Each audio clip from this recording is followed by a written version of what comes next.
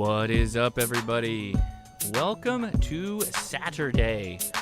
Welcome to a Ham Fest weekend. This is kind of a weird thing to say. Yeah, the QSO Today virtual Ham Fest is going on right now.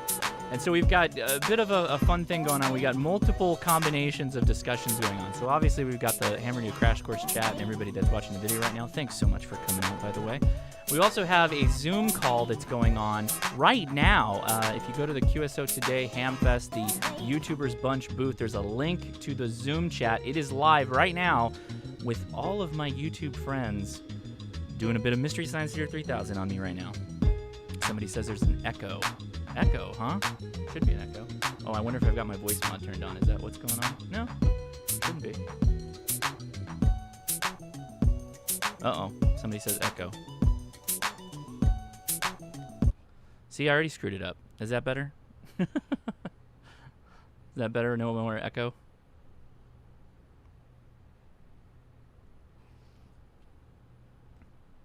Oh, good. No echo. All right.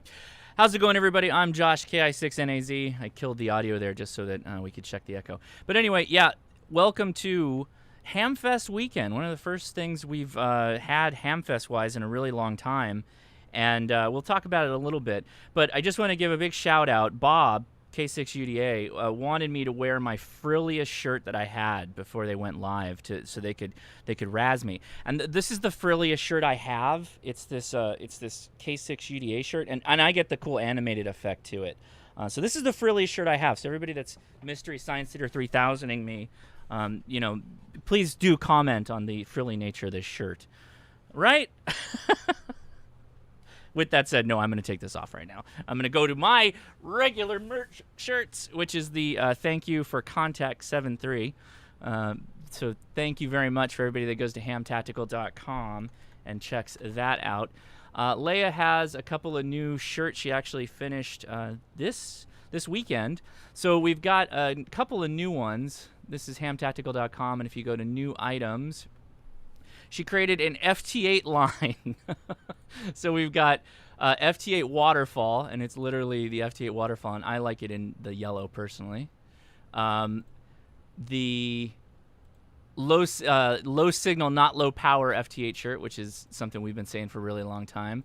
FT8 is not a low power mode, it's a low signal mode. And lastly, I go chasing waterfalls. Indeed. Couple of colors there too. Anyway, okay, so what's going on in the news before we get into the slides here? And today we are going to be talking about attic antennas, small space antennas, HOA antennas, although I have talked about HOA antennas in the past. I actually did co-opt some of the slides for the HOA portions of the discussion. I'm a little bit tall here with my vidya. Don't know what that's all about. Oop, now I'm too big. There we go. Very good. Real men get it done with QRP. That's right. Okay, so what's going on in the world of ham radio news? Well, the big thing is the 705 has been approved by the FCC.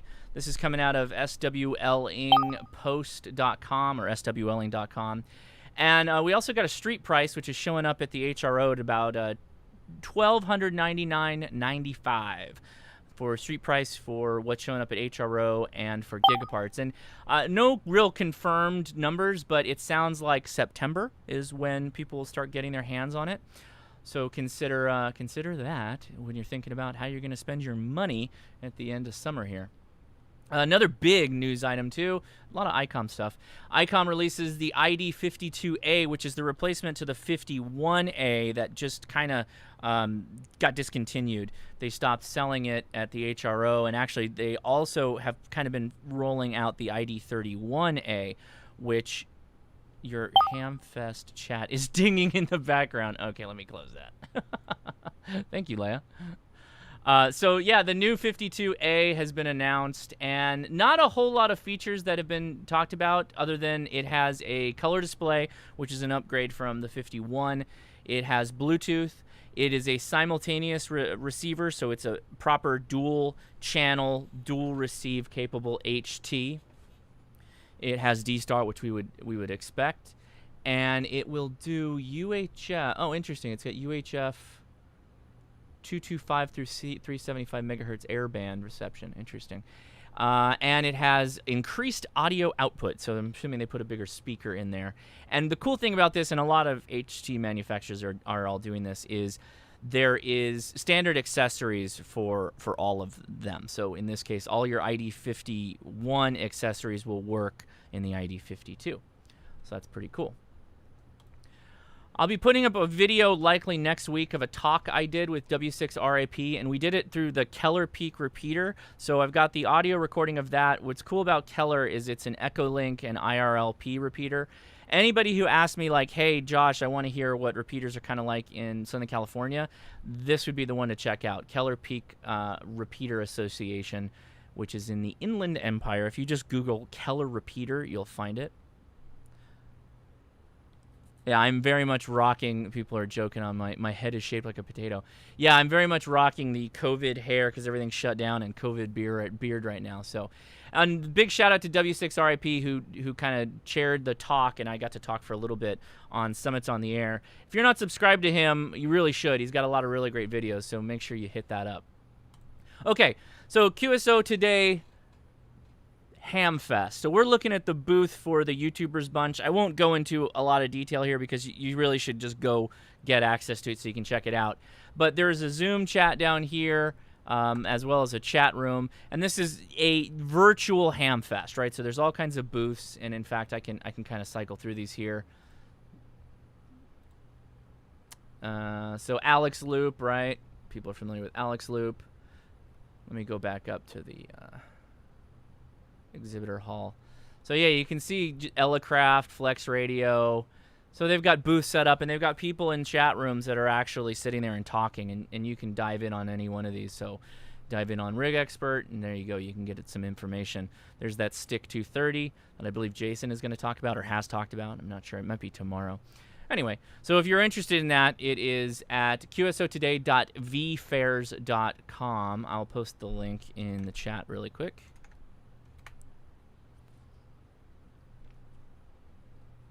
And it looks like Steve just picked up a General shirt, so thanks at Steve for that one.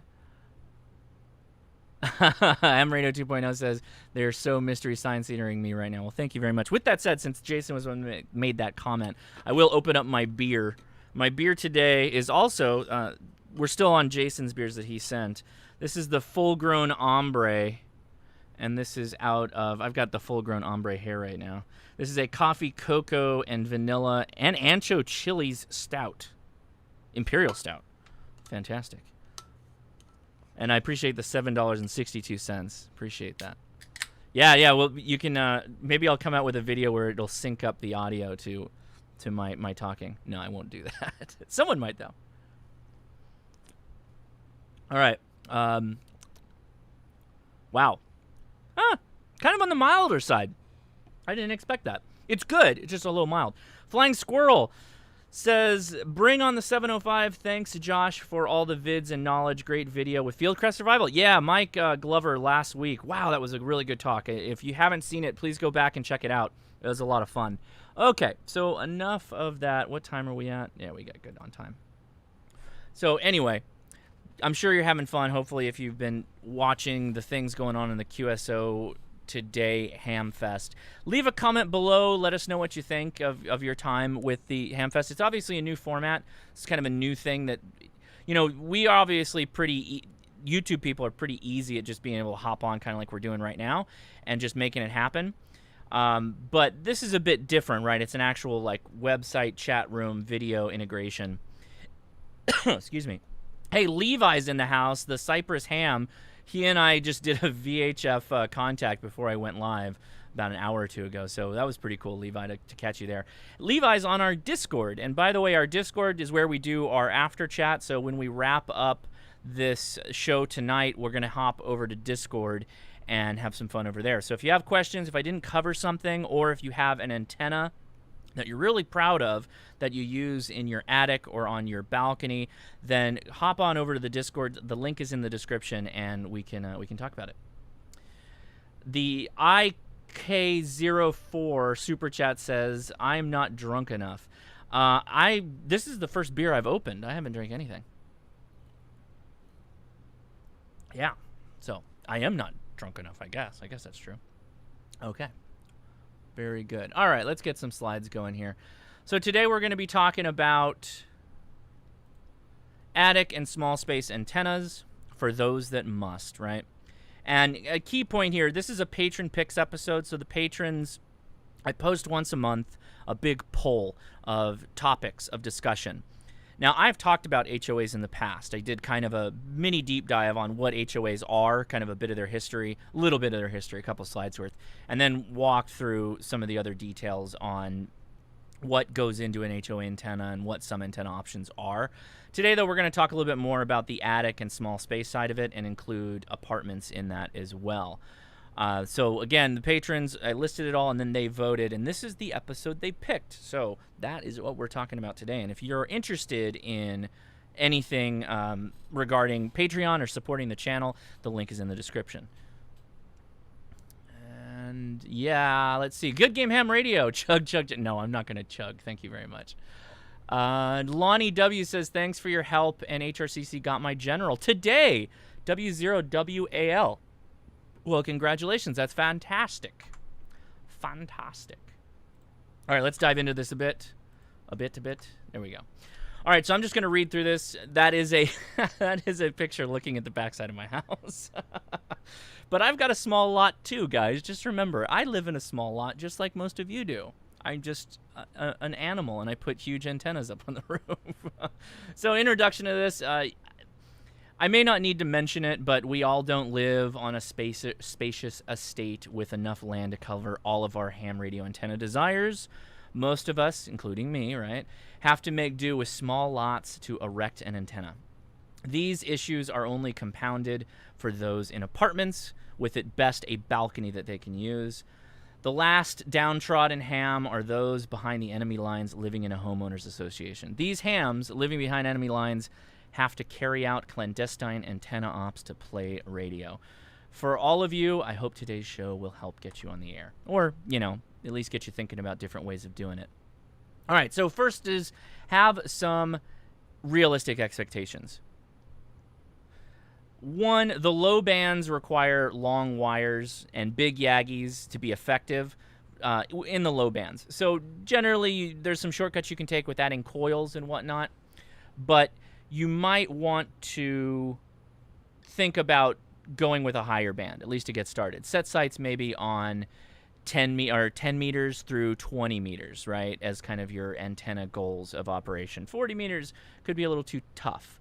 80 meters is likely not accessible in a lot of situations, particularly if you're in an apartment. HOAs generally will clamp down on anything that isn't a satellite TV receiver or larger than 1 meter in size, is my understanding. There are exceptions, and if you live in one of those exceptions, that's great, and you should be thankful. But a lot of people really have a hard time with ham radio in HOAs. So that's what we're going to talk about, is the people that are dealing with more difficult situations. And apartment balconies are generally pretty bad for trying to get radio comms out of, because if you think about it, it's a big wall that you really is only radiating in 180 degrees off of wherever that antenna is. So it can be difficult. All right, so first we're going to talk about attics. Attics can be a lot of fun, but they've got some serious negatives. One is it's hot and extremely uncomfortable to work in. Hopping around in an attic is nobody's idea of a good time. I think there are some people who may like it, but I'm certainly not one of them. And they're very low vertical height. So again, going back to 40 meters, 80 meters, even if you do get a dipole or something in the attic, they're not going to be that high off the ground. If it's not that high off the ground, then it's not really going to work that well for anything other than more of NVIS communication, right, which is the vertical kind of up at the atmosphere and then back down. You will be able to get some wider comms, but generally antennas want to be 1/4 wavelength for whatever band they are above the ground, right? So 20 meters, 1/4 wavelength is roughly 14-ish feet. So you want it to be at least that tall off of the ground if you're running a dipole. The pros to an attic, though, is they're extremely stealthy, right? Because nobody knows what you've got in an attic. Some attics can be extremely long and may have one shot where there's no wood in the way or anything like that, and you can get them pretty high up into the roof line. which works great. So in a lot of ways, an attic can kind of be an experimental space, or a space where you can really get away with not many people seeing what you have up in the air. And then lastly, pros, you can go nuts with an attic and what you do in an attic because nobody knows what you put up there. I don't think my wife has ever been in my attic before, and we've lived in this home for over 10 years. So she's got no idea what kind of antennas I could have up there. Keep that in mind. Lastly, though, the attic becomes a complete and utter showstopper if there is a radiant barrier between the antenna and kind of the sky. The radiant barriers will absolutely kill the receive capability and transmit capability of the antenna. So generally, if you have one of those roofs that has those foam sheeting with shiny metalish material on it, that's likely going to completely kill anything that you'd want to do with an antenna underneath it. So keep that in mind. God, there's so many people in the chat. We've got 439 people watching. Appreciate everybody watching, by the way. I'll take another sip of my full-grown ombre here. Good game, man. Good game's throwing money at me to chug that beer. I don't think that would be a fun beer to chug. Now that I've had my third sip, it's definitely chocolatey. This would kick my butt if I chugged that thing. I'm not doing that. What goes on in the attic stays in the attic? I don't think that's the right thing we should say. That's probably the wrong line.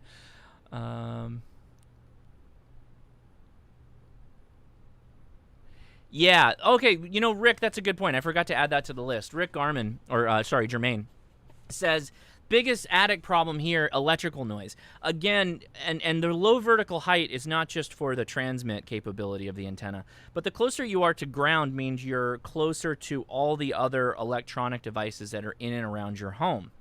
They can put out a ton of RFI and be an absolute pain in the butt to deal with, just electrical noise and all that other stuff. So totally, yeah. If you've got it close to the ground, it's encapsulated in your roof.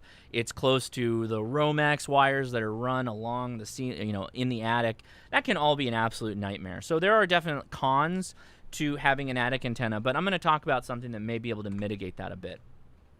So these are the most common attic antennas that I really ever see. Dipoles, see a lot of dipoles. See a lot of multi-band fan dipoles. That's the top picture there. So that's a dipole that is cut. Let's say that longest elements are 20 meters. And then the little wires underneath it, let's call that 15, and the wires underneath that could be 12 or 10 or 6 or whatever. Right, so one dipole center, one-to-one balun connector for your coax, and then you string out the wire elements for the two sides of the dipole. You can put that up in your antenna really easy. And in fact, I've got pictures that were submitted to me from Discord of people that have attic antennas up. So we're going to look at them. We'll rate them a little bit. No, not really, but to give you an example of what you can look for. Adam K9ACH says, passed my extra today. Cheers, Hosh, and everyone on the stream. 7 threes. Congratulations, man. Extra is a solid deal to pass that. Ham Radio 2.0 is also throwing money at the channel. Thank you. I appreciate that. He says, I cannot be outdone. What is he at? Did I miss a super chat? No, I got bees. That's what I call good game. I call them bees. Lonnie, thanks for your help. Good. Okay, I think I got everybody.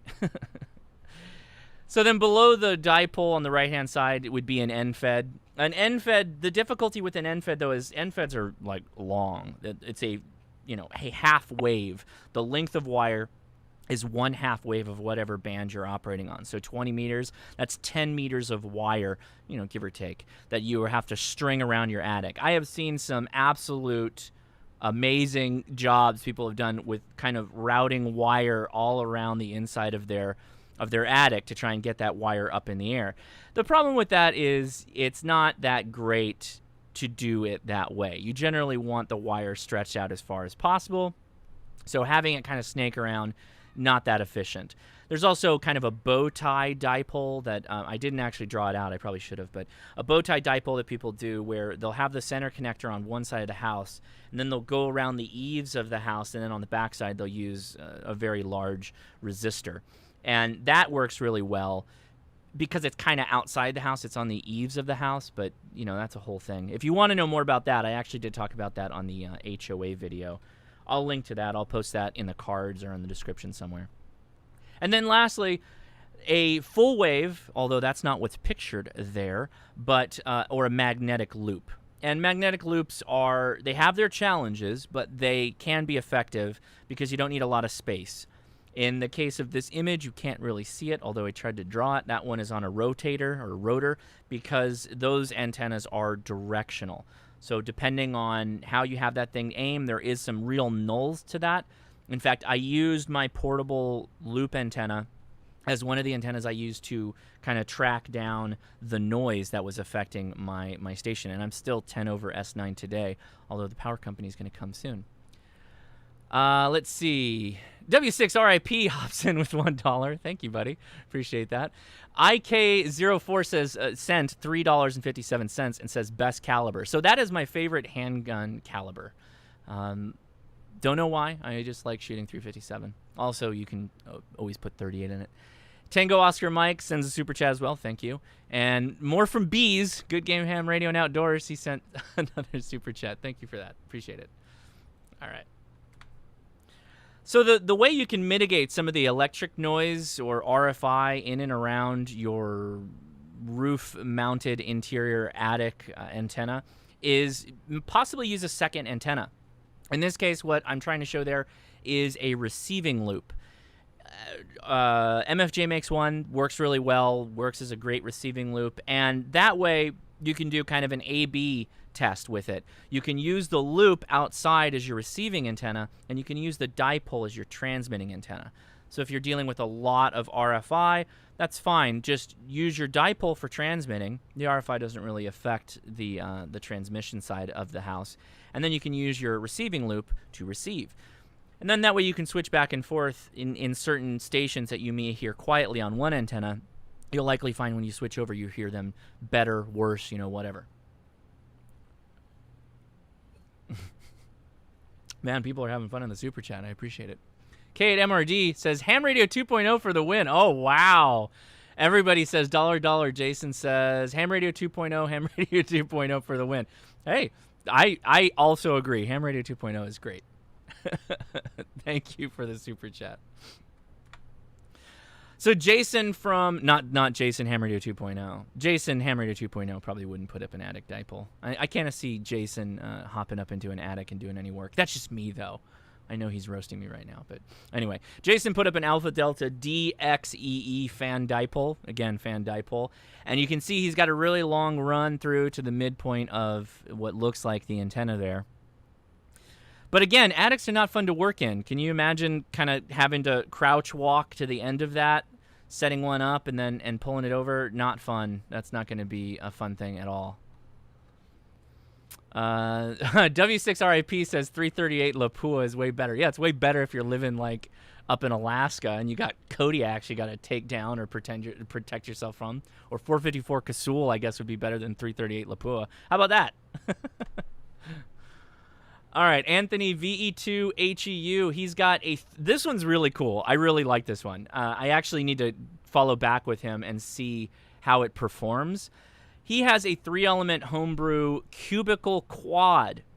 So what is a cubicle quad? Well, it's a loop antenna that has a bit larger loop behind the radiating loop and a bit smaller loop in front of it. It's just like a beam. It's just like a Yagi, but it's a loop antenna, right, that has them stacked vertically. I thought that was very cool, and that's on 220. So he must have a repeater that he likes that he's just aiming that thing right at, and that's what he's using.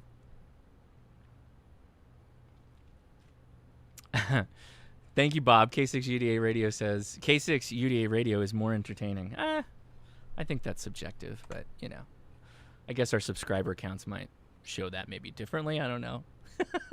I can't hear any of the other side of this conversation, but I know they're having fun at my expense, I'm sure. But and then N9TAX has a cool, I can't really see all of it, but that's kind of the nature of a attic antenna. Not a lot of light up there, but he says he's got a 2 meter and 70 centimeter antenna up there in his attic. So that will work just fine. All right, so apartments. You know what happened? We were doing an EDC video. I did a live stream on EDCing your ham radio, so like what you would carry with you, and it turned into quickly like what was everybody's favorite handgun, and it was all sent in super chats. To this day, that was like the most money that I ever got on a ham radio video was people talking about their guns. Now people are talking about their favorite ammunition caliber. Right on. Good Game Ham Radio sends a super chat. I strongly suggest checking out Good Game Ham Radio. I do too. Check him out. Okay, so let me go back a step so I don't miss something. Apartments. We've moved on to apartments now. So press F to pay respects for your friends in apartments, because without a doubt, apartments are incredibly difficult environments to work HF radio in. You are in a box, concrete box in some cases, or wood, surrounded by other people that are also blasting out RFI. You have very little space to actually put up antennas. Extremely difficult. The same would be if you're working out of a hotel. If you're on vacation, if you're on whatever, pain in the butt a lot of times to make stuff happen. There's really only two ways that I know of to do antennas in an apartment is put the antenna in the apartment, like a dipole that you string around the roof line, the ceiling line. Or if you have a balcony, put something out there. The balcony is going to be a much, much better option because it's obviously outside. And the issue here is the space may only be conducive to a vertical, though, and you have very limited means. And then further, overhead clearance can be a problem, which we'll talk about in a picture I have coming up. Now, I'm not mentioning it.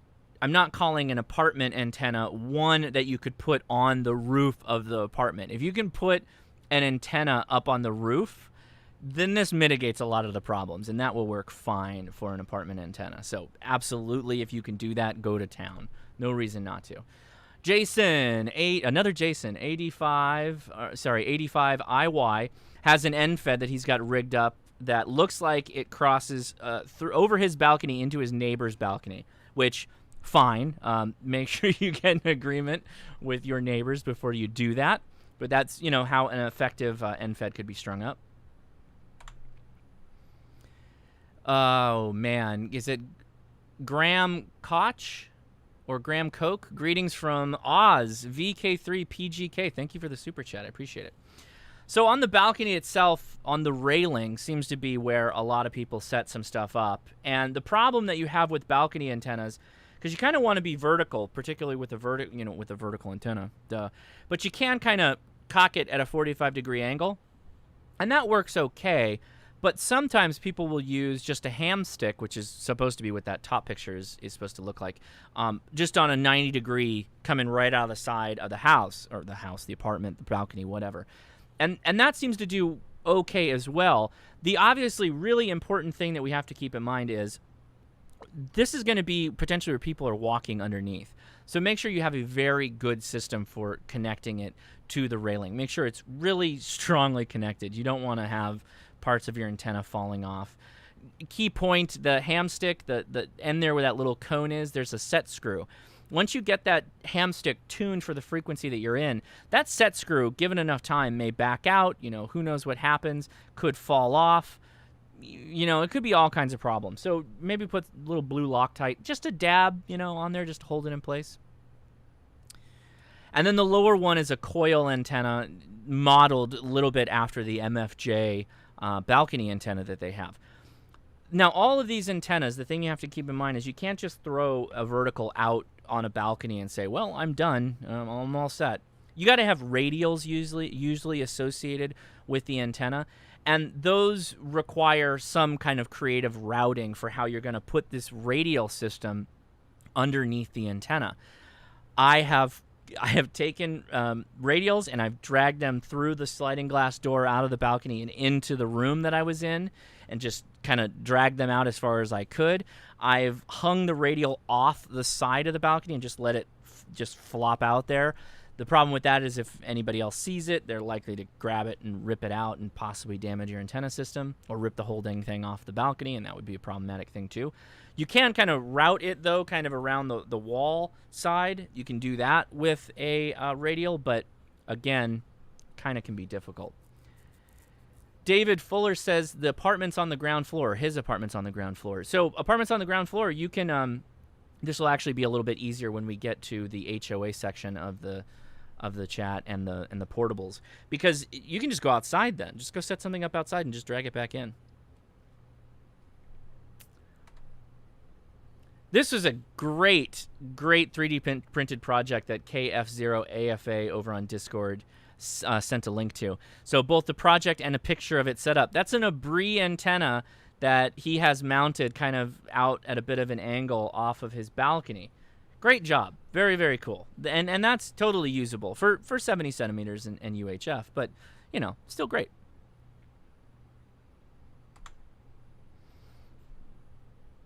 PU1OWL and his, stealth flower pot antenna. I thought that was pretty cool because it just looks like kind of just an industrial thing up against that fence, so nobody would really pay any mind to it. And this was my KI6NAZ hotel portable. The radial wire, you can barely see it there, but it just drags off of the side of that tripod mount and goes all the way across the inside of the hotel room. That antenna setup right there with the 40 meters on it, actually I don't remember, was it 40 meters or 20 meters when I made that contact? But I made a contact to Japan, single sideband on 10 watts with that setup right there. I took a picture of it because I was so impressed. My wife sent a super chat to say Ham Radio 2.0 for the win. So there you go. You got my wife in on it now. Congratulations. All right. Now, so you're in your apartment and you just want to do some VHF, UHF. When in doubt, grab the mag mount and just throw that on the biggest piece of metal you can. I use a filing cabinet, or I have a metal, like, kind of a sliding shelving unit that is all metal. Just slap it on top of there, and that'll work really well for you. I like these MFJ ones. That's why I use those ones in particular, because they're just big honking magnets that can put it on top of a car. It's not going to rip off. It's going to rip the roof off before it rips the magnets off, I bet. You could, oh, that's a really good idea, stick mag mounts to the side of our building. That's not a bad idea if it actually can support that. That might work. Again, this mag mount, this one that we're looking at right here, this MFJ, is incredibly heavy. If that fell off and you cream somebody with that thing, it would be game over. So yeah, VHF, UHF is still pretty doable in an apartment, although there are difficulties. Obviously, being surrounded by a concrete building, if you're in like a hotel type of apartment or an apartment where it's concrete, that's really bad for getting signals out. And get a mag mount, put it up there, and it'll generally work okay. The other option, which I like to pack when I'm on travel for VHF, UHF, and is in my backpacking kit for when I do soda activations, is a flexible J-pole. This is the Ed Fong flexible J-pole, and is a totally acceptable option. You clip that thing onto a curtain rod, hang that down. It barely shows up. You barely see it, and you can work just fine. They work really well, really well for parks on the air, too. Sorry, not parks on the air, summits on the air. Parks on the air maybe just to play around, but summits on the air does much better because of the elevation and the line of sight. Okay, so we'll cover this a little bit, the HOA stuff. I did add to this a bit. In general, HOAs... Very good. K6GDA says, Leia for the mic drop. Well, thank you for the super chat. So the HOA trap is, in general, HOAs don't like antennas. They don't like hams having antennas. The only thing that's actually protected is a 1 meter or so large receiving antenna, and it's generally for satellite television. That's the only thing that the HOA can actually make you take down or fine you or whatever it is they do. So what are your other options? Well, if you have access to your attic, which hopefully you do, you can use an attic antenna. You can use a camouflaged antenna. You can use something portable, which is you drag it out in the morning, you set it up, and you talk all day or do whatever you're going to do, and you pack it up and bring it back inside. Those are really great ideas just to do anyway, even if you have a good outdoor antenna, because you're always going to want something portable. So having a portable system that you really like and you're really comfortable with always makes doing something like a Parks on the Air or Summits on the Air really easy. So keep that in mind anyway. You should probably do that. Now, lastly, is you could, actually work with the HOA, request that they, allow you to install an antenna. But this is like 100% contingent on the people that are on your board. And most people, most hams have had poor experiences dealing with HOAs. So one of our mods on Discord, Chris, sent me this picture of his Wolf River coil set up in his garage. So exploring the space that he has, a garage antenna, sure, why not? If there's any room in your house or any part of your home that has the least amount of insulation, so has the least chance of having a radiant barrier, it's probably your garage. So try that out. So this was borrowed from the previous HOA slide, and I just want to remind everybody that, you can sometimes just put up the antenna and just kind of get by because people don't really know what it is, or you've positioned it in the backyard in such a way that most people won't be able to see it. This is a DX Commander Classic you're looking at in the picture. And the advantage of doing something like a DX Commander is all bands, all modes, or no, it's all bands, not all modes. That's your radio's job. All bands, and it just works. It has a really low SWR, and that would be the way to go if you can. But again, HOAs can be kind of a pain. Long wire antennas, the advantage of long wires is they hide really well. So this is, I think this is Loyal. Sorry, Loyal. I didn't get your name on there. This is Loyal's setup, who's also a mod / admin over on Discord. Long wires blend in really well to the background. There are lots of mods you can do to get the feed line close to the house. There's all kinds of fun stuff you can do to hide the antenna. This would be an example.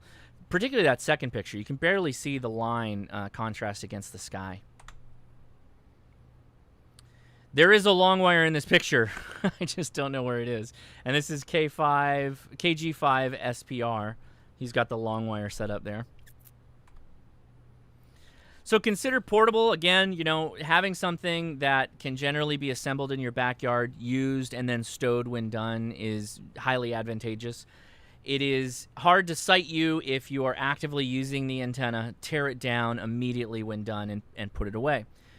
Be mindful, though, of RFI, because depending on how much power you're putting out, you could be throwing out all kinds of spurious noise into, not spurious, but RFI into your neighbors or whatnot, and they could have problems depending on where you set it up. So make sure you're doing your assessment on how much power you're putting out, what bands you're on for exposure to other people. Common options for portables are the Buddy Pole, MFJ Big Ears, Wolf River type antennas. Actually, that's that coil on the top there is a Wolf River. Here's Marauder's temporary antenna. Looks like he lives on the ground floor of his apartment / condo, or that's his whole condo there on the side. I don't know. And it looks like he's got a buddy pole or a buddy stick or something along those lines. And that works just fine. So you can see that there, and he goes out, plays radio, packs it up, puts it back in. Pretty easy. The side boom special, he wanted to show off. Now, a truck is portable, definitely.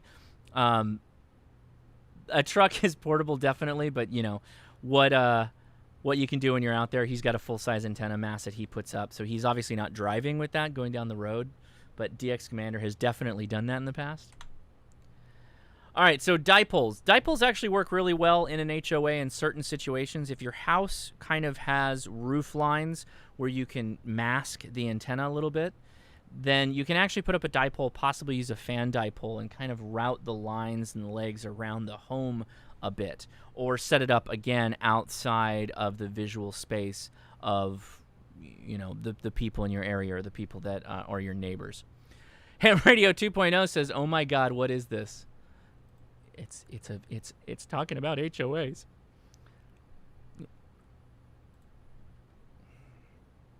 All right. Loops, though. All right, so we'll talk about loops here. Loops are great because they're super portable. They're easy to set up. They're easy to take down. They don't have a large footprint. They're very easy to use, generally. The problem with loops is they're fairly limited on power output. Case in point, the antenna in this picture is my Chameleon P-Loop. I think it tops out, if I remember correctly, and I apologize if I screwed this up, at 40 watts output when you have an attachment on the side of it, but standard power output is like 25 watts. The other problem is that they're extremely high Q, and what that means is when you're adjusting it, it's got a little dial on the bottom for the capacitor underneath. When you're adjusting it, it's going to lower the SWR for a very narrow slice of the frequency space that you're working on. So if you like to jump around the bands a lot with your VFO and your radio, you're going to have to follow that up by adjusting the antenna to match. So that can be problematic. It can be a pain. MFJ does sell a loop that has a remote control tuner to it. So you just, click where you want it to go and it'll tune the loop for you, which could be an acceptable option if you're going to go that way. Loops are fun, but, they have their own problems. Marauder also sent us a picture of his loop. Look at that thing. I kind of want to ask him the what the outer coax is for. That I didn't really get. I think that is an Alex loop, but I'm not 100%.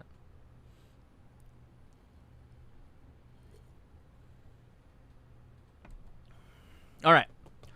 Hiding it, though. So, again, HOAs, and this came from the HOA package I did a couple months ago now, but most of the time, completely hiding the antenna is the best policy. With it out of the sight, it's hard for people to complain about you having one. If they don't know, they can't find you. So anything we mentioned in the attic portion of the talk here, fences are convenient, but they're super low to the ground. Case in point, that's a slink antenna. It hides well. It's hiding on the backside of that fence, but look how low it is to the ground. So you'd be really only working NVIS, the near vertical inductance skywave, which is just kind of up and down for your comms. And trees are great for getting the wire up, but can still get spotted. So use really long, thin black wire as the kind of the best way to keep it low vis.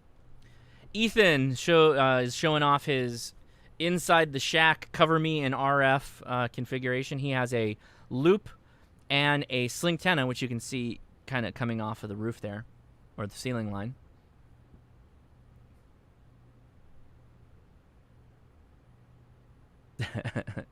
I'm reading my wife's comment. Don't worry, it's coming. Now, the last one, last couple of ones I'll mention. So these are ones that are kind of hiding in plain sight. Your incidence. I said inductance again. And NVIS is near vertical incidence, not inductance. I always do that, skywave. Literally every time I have said NVIS, I have said it wrong. So there you go. So hide it in plain sight. This is a flagpole antenna, literally a vertical flagpole that you set up in the front yard, and it will cover 80 through 10, and they have a couple of different models. And it's, let's see, Gray Line Performance, 28 feet flagpole. I mention this because it's so cool. You can take a DirecTV satellite receiver antenna, and you can cut it, and you can wire it up to be a VHF UHF antenna. The plans are on that PDF. I will try to remember to add it to the description, but you can see it where I put that arrow. There's a line that goes up and then over and then down, and that's actually gonna cuts the antenna to function like a VHF UHF antenna. Freaking cool. Very, very cool. Very good uses of reusing stuff that people, you can find these usually for free just on the side of the road. Isolated fence. I mentioned this one before. Oh, I screwed that one up. It's broken. All right, forget that. Okay, gutters. Whoa, gutters. Let's talk about gutters. Everybody in the chat. Gutters, gutters, gutters, gutters. Metal gutters that are isolated from any other metal part of the home, you can actually use as an antenna. Sure, why not? Of course, you need to get a connection to your coax, and there are a couple of different interesting ways to do that. But this is Mr. Wait Watt's gutter setup that he has. He's showing a picture of his gutters, but it gets better. He sent us more pictures than that. You would generally need a tuner, though, for this setup. You must have a tuner to be able to deal with it. So here's the Wait Watt gutters. The gutter is paired with radials coming off at a V off the foundation corner. So it's not just electrifying a gutter and going to town. No, he laid down radials for it. And he uses an LDG, or did, 100, and he has it connected to an FT450, but the internal tuner will handle most. And then underneath there is the bands of resonance that he has. So it looks like he's got... I got to stop moving my mouse on the slide. That'll help. The gray vertical bars are where the ham radio bands are. And so he's generally under 3-to-1 for everything, and I'm assuming that may be the best you can do. Looks like it's really good on 80, though. That's pretty cool.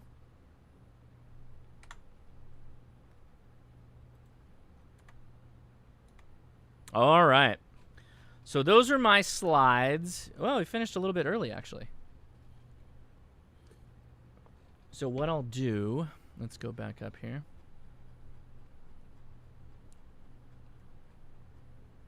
I guess I could switch back to me. Shacking off. Shacking off. My XYL tells me to get my head out of the gutters all the time. Very good. CDN, SHTF, roof line wires tucked under the ridge line shingle is a great option. Yeah, they're all fine options. The problem is that you're going to be dealing with the RFI close in, being close to your house, all that fun stuff. So there can be downsides to all of that, but you can definitely make it work.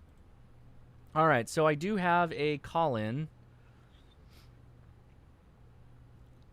So I know most people are on the Zoom, but let's see if we